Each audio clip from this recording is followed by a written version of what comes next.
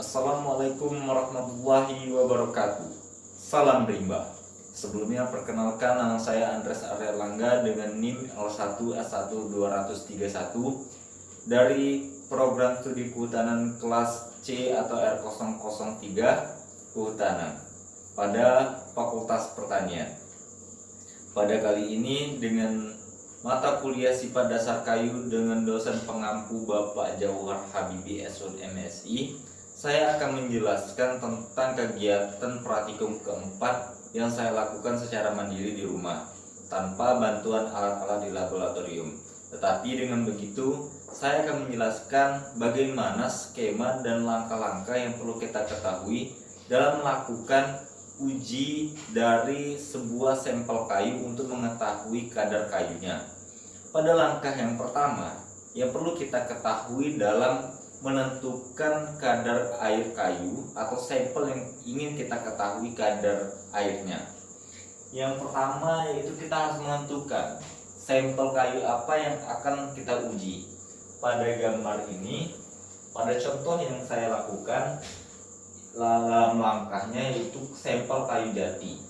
Pada gambar ini kita berikan nama dari kayu tersebut, jati, dengan adapun nama latin dari kayu jati yaitu Tectona grandis.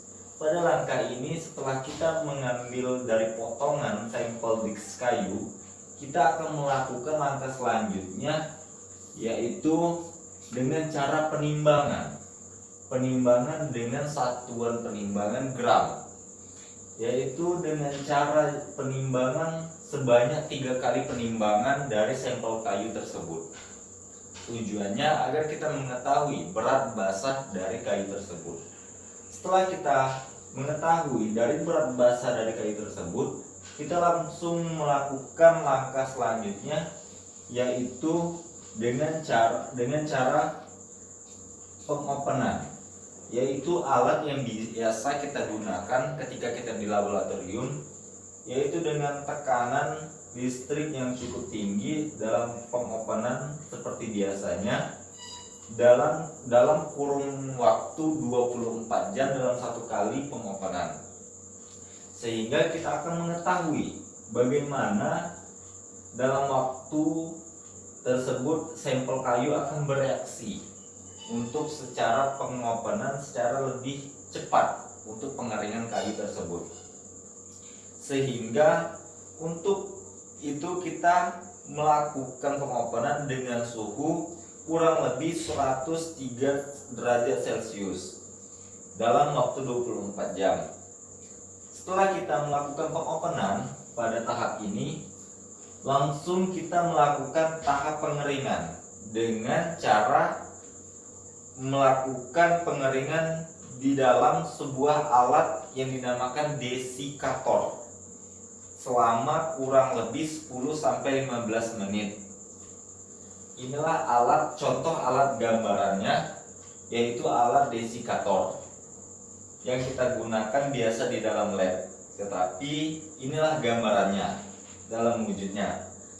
Sehingga akan kita lakukan setelah kita mendapatkan hasil dari pengeringan di desikator, akan kita lakukan kembali penimbangan secara penimbangan digital kembali, sehingga dengan kita melakukan penimbangan dari hasil dari alat desikator, kita akan menemukan hasil akhir BKT, berat kering tanur, sehingga kita akan mengetahui dari hasil desikator tersebut yaitu berat kering tanur. Maka dari tahap-tahapan tersebut, untuk kita mendapatkan hasil dari ketelitian dalam grafiknya, dalam kadar air yang terdapat pada kayu, seberapa besar dari kadar air atau Ka yang bisa disingkat, didapatkan rumus, yaitu rumusnya kadar air Ka sama dengan BB berat basah dikurang dengan BKT berat kering tanur. Berat basah dikurang berat kering tanur, dan per BKT dikalikan dengan 100%.